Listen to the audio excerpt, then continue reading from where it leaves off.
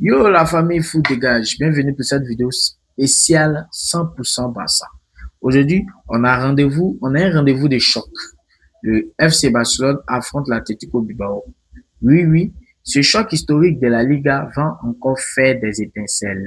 Avant même que le coup de sifflet ne retentisse, on va faire un petit retour dans le passé pour voir les précédentes confrontations, les dominations, les surprises. Puis, on va passer aux jeux clés, les forces, les faiblesses. On va aussi voir les scénarios. On va voir aussi le scénario probable. Voilà ce que je vois pour ce match. Allez, on chauffe les gars et on est parti.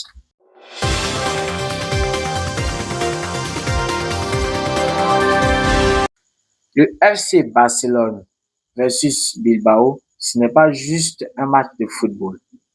C'est une histoire. Deux clubs ancrés dans leur culture. Dans l'histoire espagnole, Bilbao, avec sa politique basque, ses racines, son identité. Barcelone, avec ses grandes ambitions, son style, tiki-taka, sa tradition. D'après les dernières statistiques, sur plus de 240 matchs à 250 matchs officiels entre les deux clubs, le FC Barcelone s'impose avec environ 140 victoires. Bilbao, quant à lui, compte plus de 80 victoires. Et il y a eu autour de 40 nuls entre ces deux équipes. Ce qui donne un pourcentage de victoires pour le FC Barcelone d'environ 51 à 52%. Et pour le Bilbao, environ 33 à 34%. Dans les matchs récents de Liga, le Barça a souvent dominé. Exemple, le Barça a remporté en mai 2025 un match contre l'Atlético Bilbao avec un score de 3-0. Marquant. On se souvient de ces finales, de ces retournements. Bilbao réussit parfois l'exploit en Coupe du Roi ou Super Coupe. Mais en Liga, le Barça garde l'avantage. Exemple, Atlético Bilbao a fait 4-2 au FC Barcelone en Coupe du Roi en janvier 2024.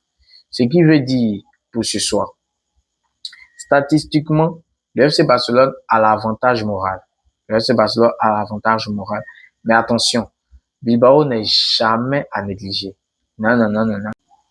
Pour ma part, les joueurs clés à surveiller dans cette rencontre, je citerai en premier lieu Lamine Yamal, ce gamin qui dribble, qui pèse, qui a de la créativité. Il change le rythme des matchs pour ce duel. Pour ce duel, je crois que s'il est à l'aise, il peut faire très mal à la défense basque. Voilà. Il peut dribbler mauvais. Je dirais aussi les Robert Lewandowski, l'attaquant référent, l'attaquant vedette du FC Barcelone. Il sait ce que ça veut dire que jouer les grands matchs. Donc, je sais qu'il sera précis, froid, et n'oubliez pas de mentionner qu'il a l'expérience pour des grands matchs, les matchs de rendez-vous, voilà, et qui fera sûrement la différence ce soir. Je citerai aussi Rafinha, qui sera peut-être sur la liste, voilà, des joueurs classés, des titulaires pour ce soir. Un peu plus discret, mais super utile. Rafinha, c'est le top. Créativité, lien dans l'attaque, décrochage. Il pourrait être celui qui décale, qui crée l'espace pour Lamine ou pour Robert Lewandowski. Du côté de Bilbao, du côté des Basques, je dirais Nico Williams. Rapide, explosif, joueur clé du côté basque. Sa vitesse et sa capacité à mettre le feu sur le flanc gauche en feront un danger constant pour le Barça. Je citerai en deuxième lieu Iñaki Williams, toujours présent, toujours dangereux dans les duels, dans les attaques rapides. Le Barça devra le surveiller de près, très près sur la défense. La défense actuellement, c'est pas... On reviendra sur la défense plus tard. Bon, pour moi, pour cette vidéo, le duel à suivre, le duel à suivre pour cette vidéo, je parlerai de Lamine Yamal versus arrière droit de Bilbao, qui aura le dernier mot.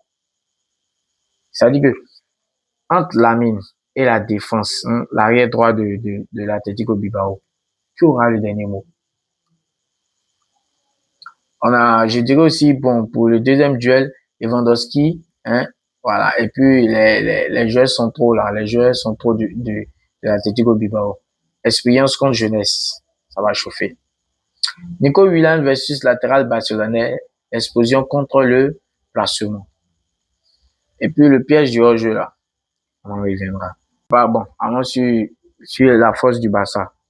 Possession, maîtrise du ballon, jeu construit. Sur ce point-là, on est d'accord. Attaque multiple, jeu capable de casser les lignes. Je parlerai de Rafinha, de Lamine Yamal, qui sont capables de casser les lignes. Je parlerai aussi de Pedri, voilà, ce milieu de terrain là, bon, qui est absent. Je parlerai de Daniel Mo et autres, qui sont capables de casser cette défense basse là. Confiance, bon, ils ont la confiance suite à leur récent succès.